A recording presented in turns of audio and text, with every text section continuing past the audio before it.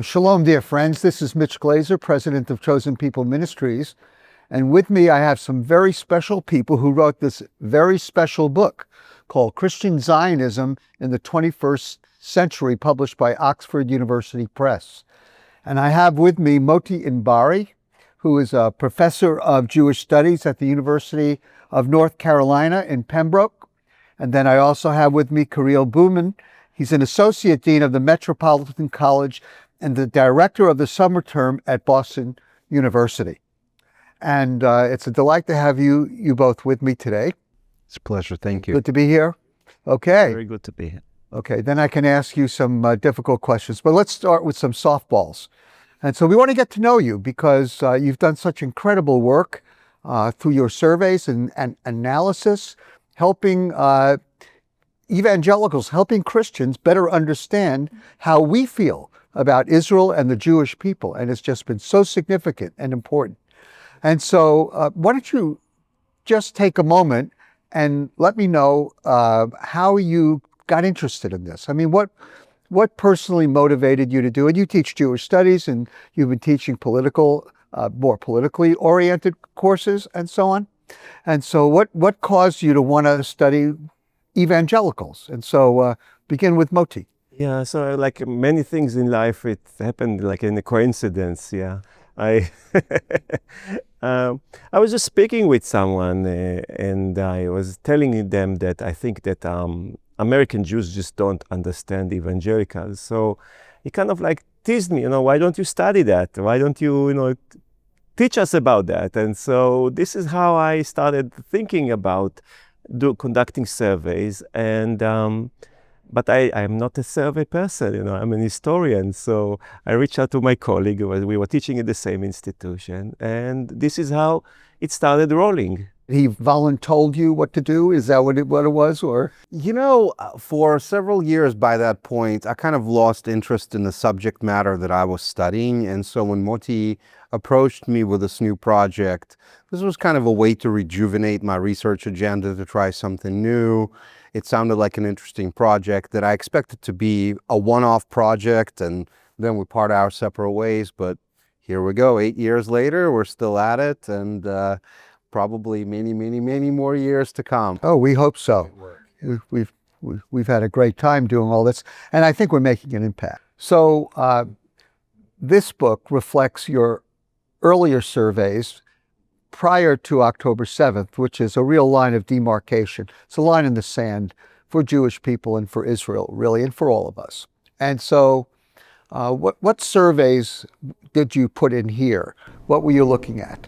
The first book, yeah. So we conducted a general survey of evangelical public opinion, and this was in 2018. And we analyzed it, and in that survey we realized that there is a difference of opinions between older and younger evangelicals. So our next big project was to try to get to understand better the mindset of young evangelicals. So this was the second project that we were working. So it was a big project for us to fundraise and to ask the right questions and to do it with the right survey company. And so it was a big project that it took us some time to reach. In between, Chosen People Ministries have done a survey with pastors, and you were gracious enough to share the data with us. And we were able to learn a lot from that survey.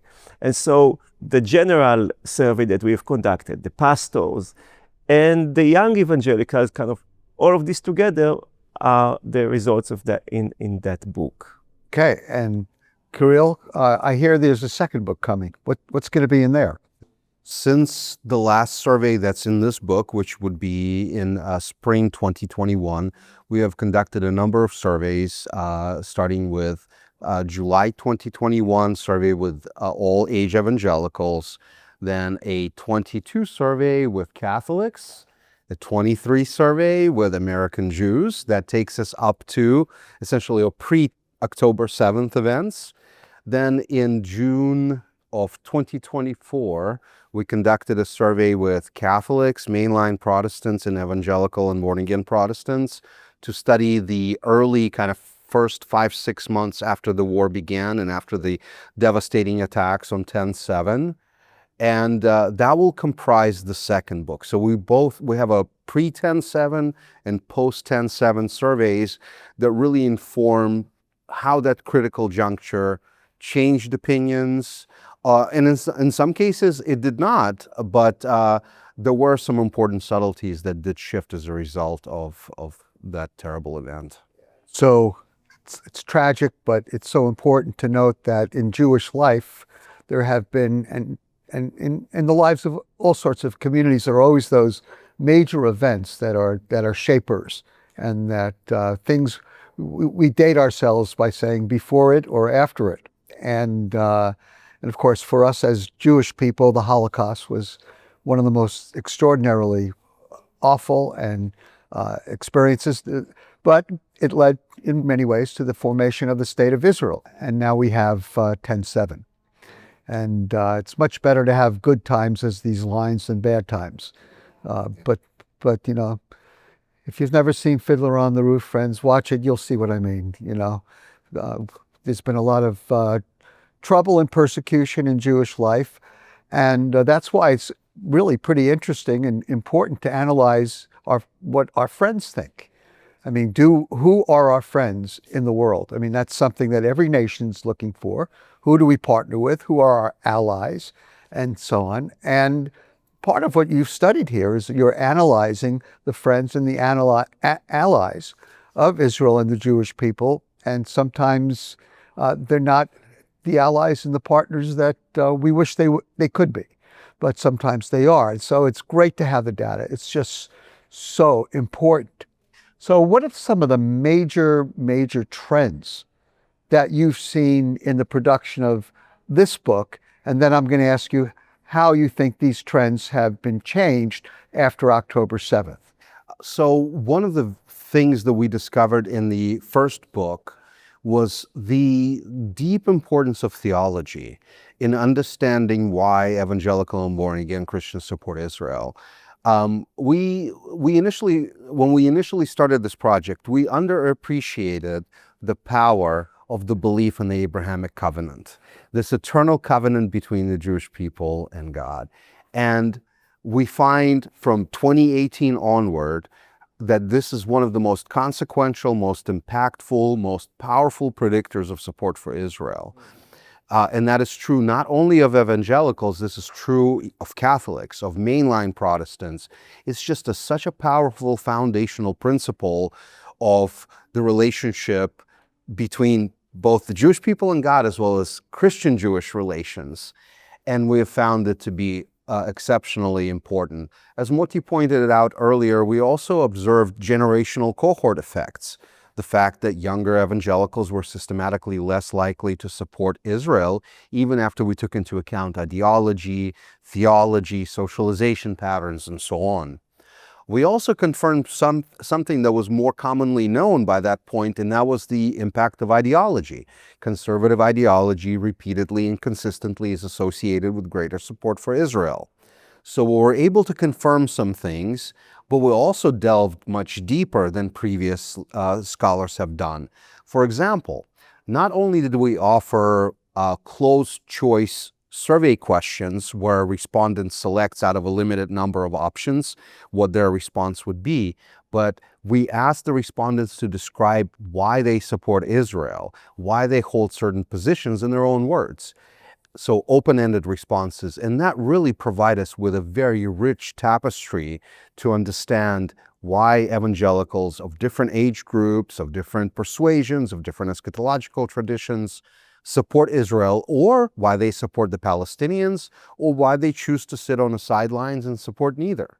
It's a strange question, and maybe Motti, you can answer it, and that is, why did some evangelicals say that they supported Palestinians? And maybe we can take that question pre and post October 7th.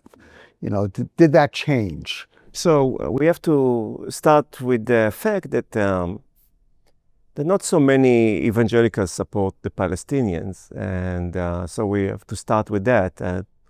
And the reasons why evangelicals may support the Palestinians from our open-end answers were they perceiving them as victims, or perceiving, that, Christian love should be for everyone. So these kind of arguments that were made in support for the Palestinians. And what we have seen in our latest studies during the war is that actually there was some kind of a drop in the support for the Palestinians among the evangelicals. So before the war, the support for them was higher than during and after the war. And reasons for that? Obvious reasons? Or as aggressors, as aggressors. So the aggressor-victim syllogism changed, and we exchanged hats, really.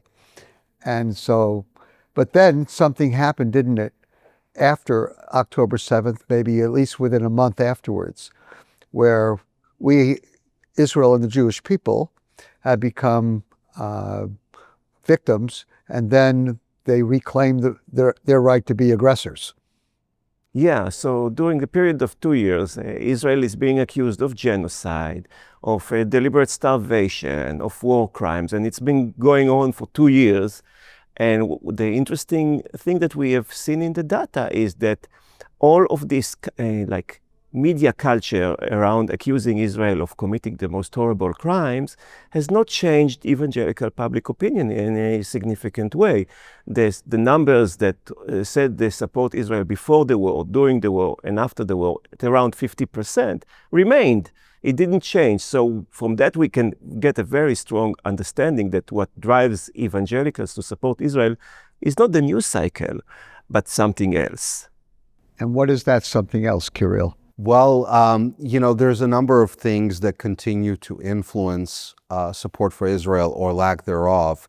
And what we find when we look at the open-ended justifications that the respondents provide themselves is that biblically rooted thinking continues to dominate evangelical explanations for why they support Israel. So seeing Jewish people as God's people, describing Israel as the place that's really special to Christian present and future, continues to dominate the narrative. But okay, I just stop you. As a Jewish evangelical or a Messianic Jew, it makes me very happy to hear that. I was ready for bad news, and to get the good news that evangelicals, my brothers and sisters, actually saw through the issue. And so what we've learned is that there is something more important than the everyday realities of war and the everyday realities of bad press and bad social media for Israel.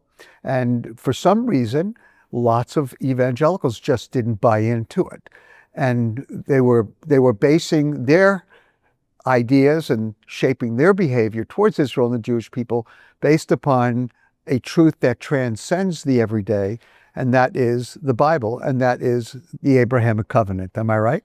We have also found significant support for the way that evangelicals, or some evangelicals, understand the end times and Revelation 20. And so seeing that really important apocalyptic period, that end times period, from more literalist perspective in the Bible rather than allegorical or symbolic view that's much more common, for example, in Catholicism, plays also a very important role in bolstering support for Israel. But beyond that, we found that one of the things that emerged as a very strong predictor of support for Israel in a post-10/7 era, not only among evangelicals, but also among other Christians in the U.S., was this notion of moral, justified, ethically appropriate violent self-defense. That when you are attacked, you are allowed to respond with vigorous self-defense, and that self-defense is ethically grounded, it's morally justified. For example, with Catholics, we saw that prior to 10/7, they perceived biblical reasons as I think about 25% of them said that biblical reasons motivated them to support Israel. That number was halved in the post-10/7 period. They shifted to the self-defense justifications. Whereas with evangelicals, we saw that the biblical justifications for support for Israel remain number one reason, but we also saw a large number of evangelicals that found that moral right to self-defense is a very persuasive, complementary reason. So again, it's this moral and ethical grounding, this view of Jewish people as worthy of support, in need of that self-defense. This is not viewed as a discretionary choice. It's viewed as a life or death kind of perspective. So you're really looking at it holistically from multiple channels. So if we wanted to encourage our children and grandchildren and friends and relatives and church members and Messianic congregational members and others that they should be more supportive of Israel, we have to hit it from the biblical side, the moral side, and from a number of other sides so that we paint that holistic picture, correct? Absolutely. Yeah, that's an amazing discovery, really. So we always took it for granted that evangelicals were pro-Israel, and thought they may have changed, actually, and the survey shows they didn't. But we're getting down below the surface and finding out why they didn't change and what leads to that pro-Israel position. So, Motti, what is it in this last survey that you wish you would have focused on? That I missed. You're asking what I missed in that survey? Yes. You have to understand it's 355 PowerPoints. The end of it, it's going to take 3 books to put that in. But what did you miss? It's a good question. We are still social justice aspects. How the connection between social justice and support for Israel kind of puts together. And that's a big deal for the younger generation. Yeah. So the issue of the younger generation, I think, kind of emerges as one of the biggest, problems, issues that the pro-Israel camp have to deal with, not just evangelicals, but I guess all Americans, as the younger cohorts are becoming more and more alienated from Israel. And this is something that we need to pay more attention to, into all kinds of social issues that are developing in America among young people, their alienation and their reliance on social media. Like now, who knows how AI is gonna fit into this big pictures, and how it will, and how it's gonna affect views on Israel. There's the issue of the evangelical family. Yes, the parents, the grandparents, the children. Their connect, or maybe their disconnect inside the family that is impacting all kinds of social issues among the young generation as they leave home. They go to college, they leave home at the age of 18. And we have seen repeatedly a youth rebellion. Once young evangelicals leave, the authority of their parents, they're out. They're. You don't have to be an evangelical to rebel against your parents. True, but we see that in the evangelical community, if we compare it to Catholics and mainline Protestants, it's worse. It's the worst. And really, yeah, it's the worst. Even with the Jews. And so there is a clash of generation happening in the evangelical community that impacting, I guess, all kinds of social questions. But in our concentration is the question of Israel, where young evangelicals are less following their parents on those questions. Now, you've done surveys of the Jewish community as well as the evangelical and broader Christian community. Do you see any parallels between evangelicals and members of the Jewish community in terms of the age cohorts, in terms of biblical fidelity and literacy? And so where's the Jewish community? Anecdotally, we didn't survey. We did few surveys. We did, but anecdotally, how would you compare the overall evangelical motivation to be pro-Israel and the overall Jewish motivation to be pro-Israel? And what about the kids? So American Jews and American evangelicals are very different in many different ways. But we did see something in common with both of them, which is the belief in the Abrahamic covenant. Also, American Jews believe that God made a covenant. And it's very strange because American Jews are not that, religious overall. Growing up, we didn't talk about that. But of course, we didn't talk about it because we just knew it was true. So maybe this is correct, maybe just Jews know it's true and they don't talk about it. And so this is what, so American Jews and evangelicals, so American Jews are on the left and, evangelicals maybe a little bit more on the right. Evangelicals are more churchgoers than American Jews don't go to their synagogues. There are many differences between the two groups, but the belief in the Abrahamic covenant and what we have seen in our studies is that American Jews support Israel even more than evangelicals. The numbers are even higher. The American Jews. See, a lot of people would say that that doesn't make sense because they've seen so many Jewish people not support Israel. There is a group among American Jews that don't support Israel. It's a small group, but overall the support for Israel is quite high. But this is at least the survey we did before the war, and we need to redo it and to see to what extent it's going to stay like that. And some of the other things that are consistent patterns, ideology. Conservative Jews, just like conservative evangelicals, are more likely to support Israel than liberal ones. Socialization matters. Peer groups matter. Being around people that are pro-Israel plays a really powerful pull on the individual. It helps them. It bolsters their support. It reassures them. And so socialization with like-minded pro-Israel members of the community plays just as large of a role in the Jewish sample as it does in the evangelical one. So in fact, this is where our research is quite powerful because it's theoretically driven. We have developed a theoretical explanation of why people support Israel. And we have found very consistent results across groups, even across countries, in terms of the predictors or determinants of support for Israel. So while some subtleties do exist, and obviously Jews that comprise only 2% of the U.S. population are very different than evangelicals that comprise around 25%, there are many parallels, which is very encouraging to see. I think that the average Jewish person has sort of gotten bad press about not caring about their own people. And I don't see that in my family, so anecdotally. And I don't think the numbers are demonstrated either. But we'll have to do more at another time. But thank you for all of your work and your survey work, your analysis, and your professionalism and your sense of fairness. It's an integrity. It just means so much to us that we have information that we can trust.